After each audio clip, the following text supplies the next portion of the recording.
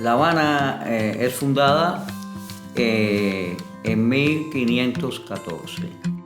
Realmente el primer asentamiento, que es al sur, en Batabanó, en la costa sur, porque Velázquez viene por el sur de República Dominicana, viene por el sur fundando ciudades y funda La Habana al sur.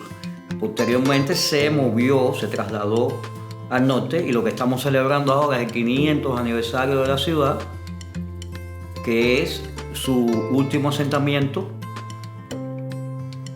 en 1519 en el Canal de la Bahía, justo donde se encuentra la Ceiba y el Templete, que es un monumento conmemorativo de José Antonio María de la Torre, que hace ese edificio, que se considera también además el primer edificio neoclasicista de la ciudad, conmemorando un templete, un tempieto, conmemorando este hecho, esta primera misa que se efectuó a los pies de esta ceiba.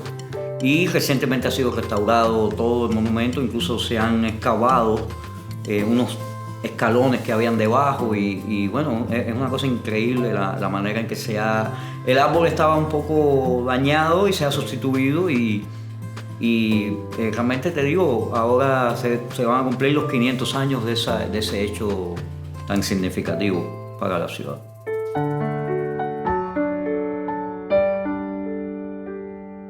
La Habana tiene muchos embrujos.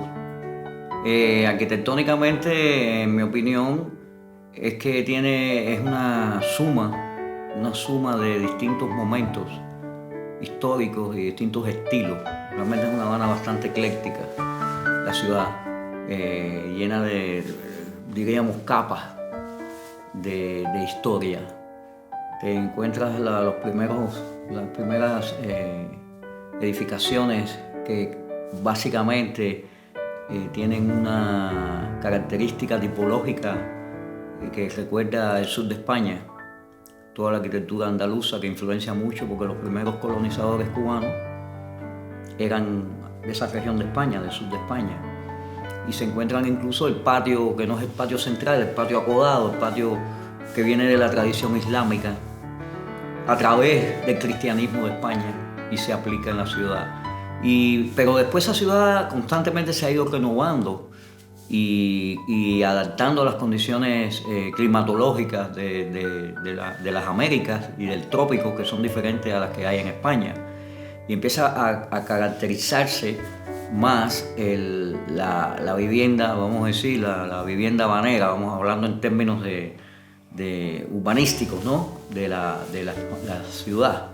Independientemente que existen edificios públicos significativos como iglesias, conventos, castillos, la trama urbana básicamente es residencial.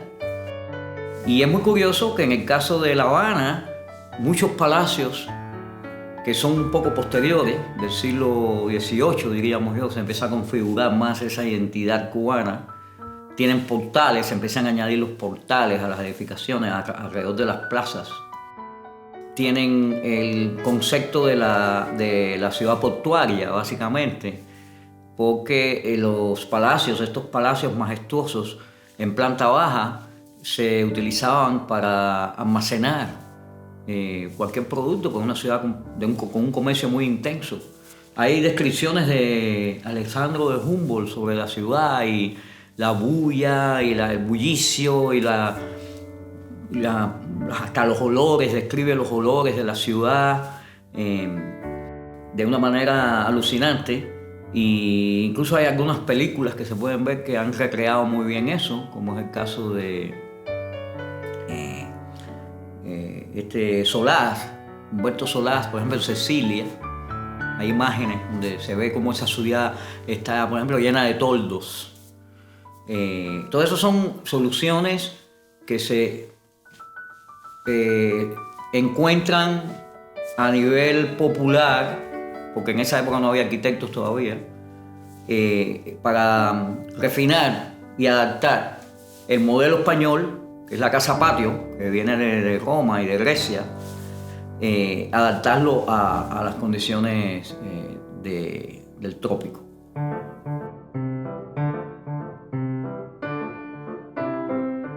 Hay muchas edificaciones, y creo que habíamos conversado de eso, ¿no? Con características,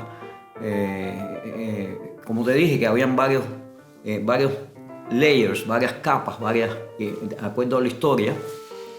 En mi opinión, la edificación más importante, incluso no a nivel solo de la isla, sino a nivel caribeño, vamos a decir, que era básicamente donde comienza todo, es el Castillo de la Fuerza.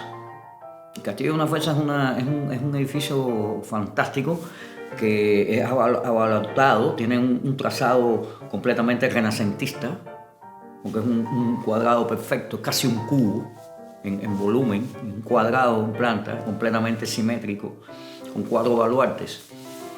Y se cuenta que cuando ese edificio se construyó, incluso los piratas sabían que ya veían la ciudad de otra manera. Francis Drake ataca la ciudad en 1555, por ejemplo, eran todo bohío y le mete candela a todo aquello y acaba y se saquea todo. Sin embargo, ya cuando está la presencia de este castillo, incluso el gobernador e incluso la población se iba y se refugiaba en este edificio. O sea, este edificio, imagínate el habitante de esa ciudad en ciernes, que se encuentra con ese castillo de piedra monumental, con esos fosos, unos fosos también que se han rescatado, y las torres que se añadió después donde está la famosa giraldilla, ¿no? Para la visibilidad de los ataques piratas.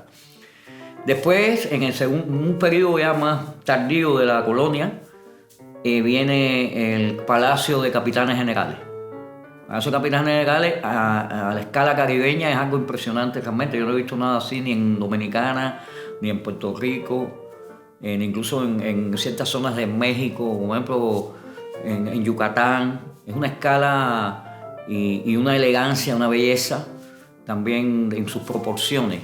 Es lo que le llaman el barroco cubano, que no es el barroco, por ejemplo, mexicano, porque la piedra cubana es diferente. Es una piedra muy débil, muy endeble, llena de caracoles, política, y esas piedras es muy difícil de esculpir. Y entonces te encuentras, por ejemplo, que los órdenes clásicos de los capiteles de las columnas, en el caso nuestro, básicamente son dóricos y toscanos, que son muy simples, pero nunca tenemos el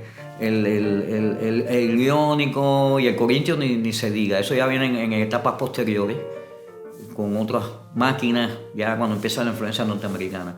Básicamente ese es el segundo edificio, en mi opinión, en la historia de la configuración de la ciudad.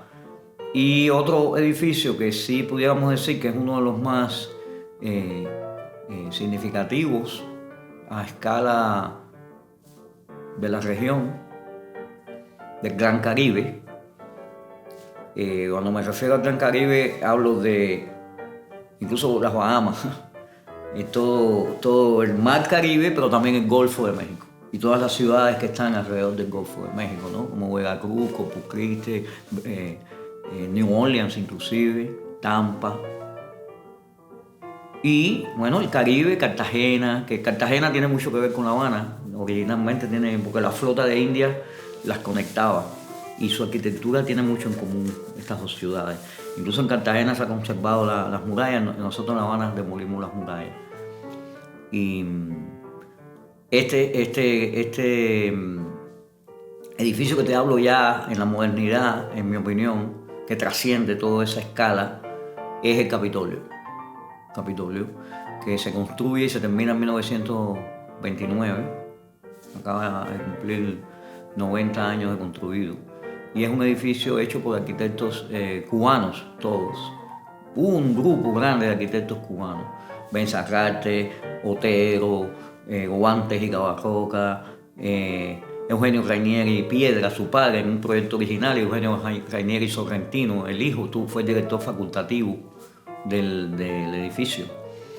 Eugenio fue educado en la Universidad de Notre Dame, aquí en la Indiana, en South Bend, y curiosamente Eugenio es el primer graduado de la Escuela de Arquitectura de Notre Dame, una escuela católica donde el padre decide enviarlo a estudiar. Y eso le permite a él interactuar de una manera fantástica con los constructores que ganan el premio para poder construir el edificio. O sea, ese edificio se somete a una serie de licitación, ¿no? de varias firmas, y la firma que lo consigue es una firma norteamericana basada en Nueva York, básicamente. Tiene que es Purdy and Henderson, y construyen muchos edificios cívicos y gubernamentales, sobre todo en el periodo de la República.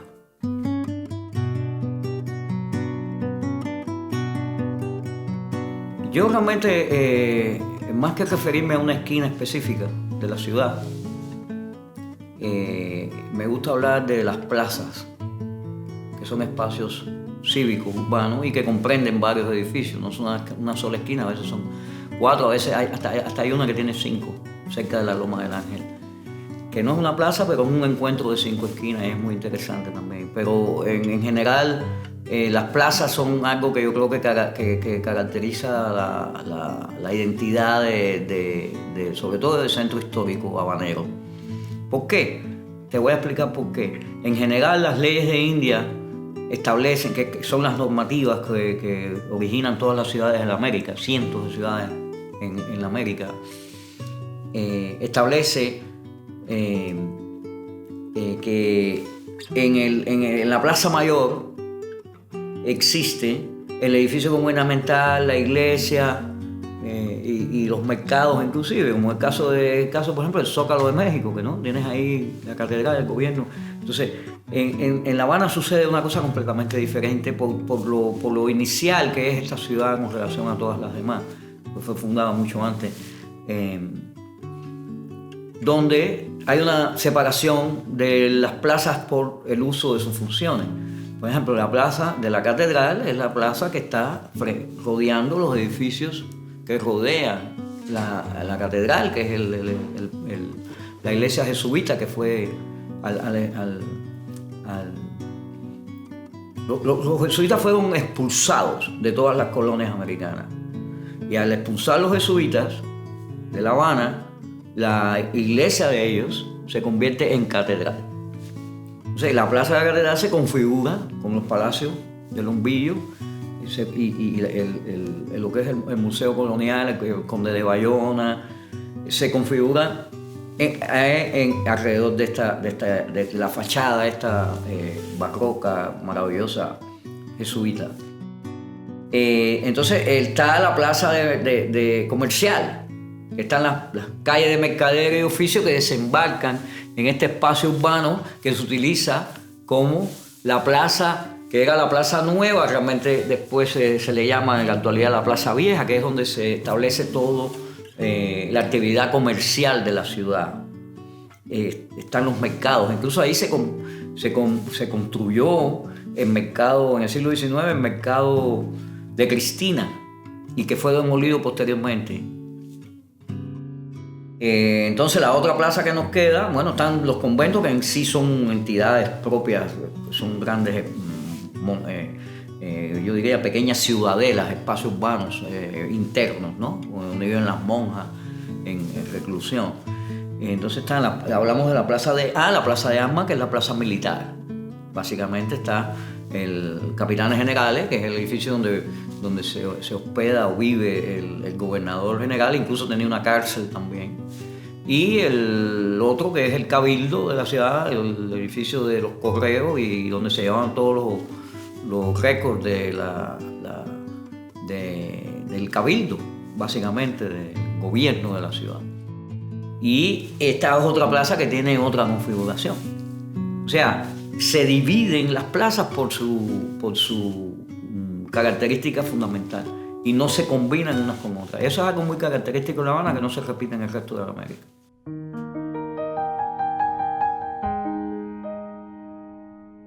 Antes del 59 tú encuentras la expansión de la ciudad, siguiendo básicamente los modelos norteamericanos con el automóvil, los suburbios que empiezan a aparecer al oeste de la ciudad básicamente, los barrios de Miramar, la construcción desde el túnel que atraviesa el río.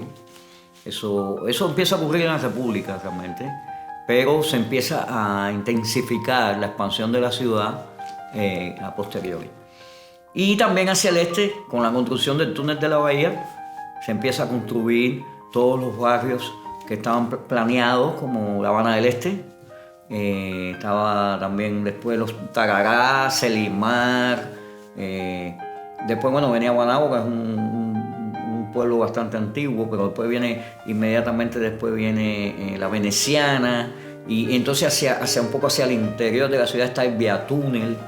O sea, una serie de repartos que se empiezan y hacia el este, diríamos, o suroeste, están todos estos barrios periféricos de Alta Habana, básicamente, que se desarrollan por Boyeros, Fontanar, que son siguiendo el modelo del suburbio norteamericano que podemos encontrar, por ejemplo, en ciudades como Miami, donde básicamente son asentamientos, ciudades dormitorios, aunque tienen alguna serie de servicios, pero que dependen del automóvil. Entonces la ciudad, o sea, se expande. Se sale de la lenteja intramural, del Vedado, que era ya un republicano, y empieza a crecer y a crecer de una manera expansiva increíble. Pero todo ese proceso se detuvo realmente con la revolución, y lo que sucede es todo lo contrario. La ciudad empieza a crecer hacia adentro. Porque básicamente la idea del barrio marginal, el barrio insalubre, tiene muchos nombres, muchas denominaciones. El Yegaipón, se le decía algunos barrios, Fanguito, eran barrios periféricos de gente muy pobre, empiezan a configurarse en la ciudad propiamente. Al abandonar el país, los dueños de muchas de esas edificaciones, se convierte, y al desaparecer también la actividad comercial, se convierten todos estos edificios en edificios de vivienda básicamente. Y como la arquitectura nuestra tiene un puntal muy noble, producto de la ventilación cruzada, te estoy hablando, estos son incluso edificios construidos antes del aire acondicionado, permite la subdivisión de los puntales con la barbacoa.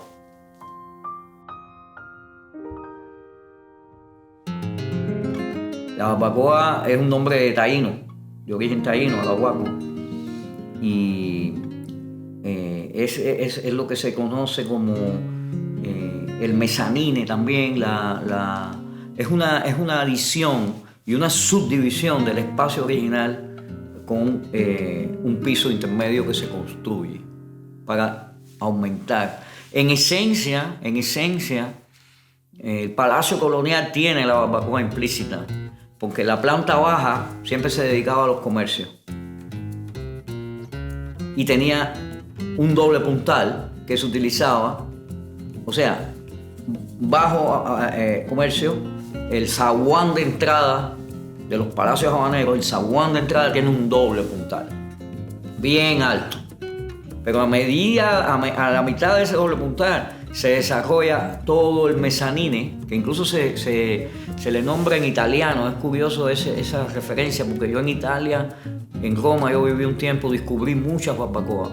Yo vivía en una barbacoa en el centro de Roma, al lado del Panteón. Y mi amigo Ruiz López, que estábamos conmigo de profesores allí, también vivía en una barbacoa. O sea, tenía una barbacoa dentro de su apartamento. O sea que el espacio se subdividía.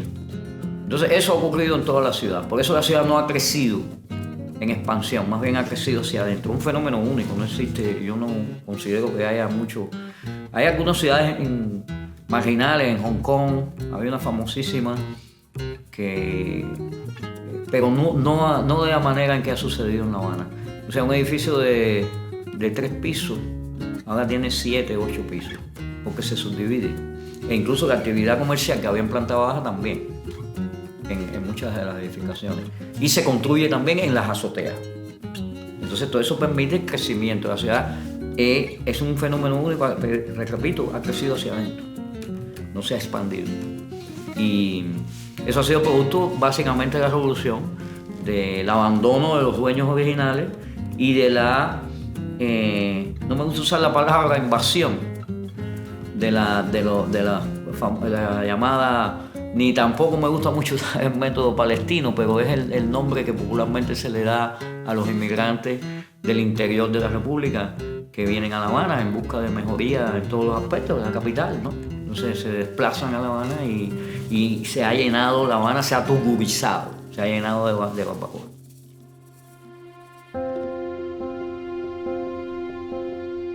A mí me gusta dividir el periodo revolucionario en fidelismo y raúlismo. La parte que estuvo Fidel en el poder como máximo líder, primer ministro, presidente, y después la transición a Raúl, su hermano, que enfocan el tema de la ciudad y la construcción de una manera completamente diferente. En el caso inicial, básicamente la ciudad se deteriora de una manera increíble, desaparece la actividad comercial y se le abandona la ciudad. Eso sigue una teoría socialista que viene del urbanismo soviético, que es desarrollar y descentralizar las ciudades metrópolis, como Moscú. Hay un plan de descentralizar Moscú. Y en general es un elemento que está relacionado con el urbanismo, diríamos, de corte socialista, de los países socialistas. Entonces se le da más importancia a las provincias que a la ciudad capital. Y entonces en La Habana básicamente lo que se está haciendo es restaurando monumentos y construyendo nuevos hoteles. Por primera vez en 60 años aparecen remodelaciones de hoteles, fachadas que estaban solamente en pie, la fachada es un concepto también que se llama fachadismo, que se usa, lo vi en San Petersburgo y en muchas ciudades europeas que fueron afectadas con la guerra. Se construyó detrás de la fachada, o se usa la fachada como un elemento diríamos, un pie forzado para adaptar la nueva edificación. Y eso ha sucedido con el Hotel Packard, por ejemplo, que tuvo la fachada ahí en pie por 40 años, y ocurrió también con el Saratoga, está ocurriendo con el Gran Hotel. O sea, hay una serie de edificaciones y hay otras que también, por ejemplo, el Banco Nacional de Cuba, que es un edificio fantástico, que tenía ahora se está transformando en hotel, se está cambiando el uso de muchos de estos edificios. Y se están haciendo los que te digo, los nuevos, estos híbridos con los pedazos de las ruinas, de lo que queda, de edificios que tienen, en mi opinión, es una buena combinación. Y también los edificios completamente nuevos. En el caso de la Manzana de Gómez, no se nota. La transformación es interior y me parece que ha sido muy desafortunada. Muy desafortunada porque se perdió esa fantástica sistema de galerías que recordaba las galerías europeas, ¿no? Que hemos visto, yo lo he visto así, algunas en Viena las tienes, en Budapest hay muchas, también en Francia, en Bélgica, y ese sistema de galería único en Italia, sobre todo, también en Nápoles, en Milán, sistemas de galería donde el edificio se convierte en un ente urbano interior y con unos resultados fantásticos. Ese espíritu se perdió. Ese espíritu se perdió en la Manzana de Gómez completamente, y lo peor es que se alteró su configuración arquitectónica del espacio. Se destruye, se demuele y se abre el edificio de una manera completamente anónima y con muy mal gusto. Yo fui testigo, hablamos de eso, de cuando viví en Budapest, del cambio que ocurrió.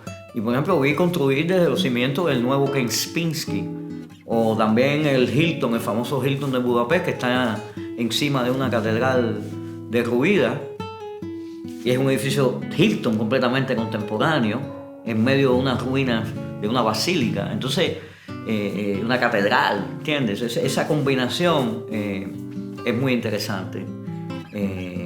Y bueno, La Habana, te digo, está la actividad constructiva es impresionante y los monumentos, como el caso del Capitolio, que recientemente se ha restaurado de una manera increíble.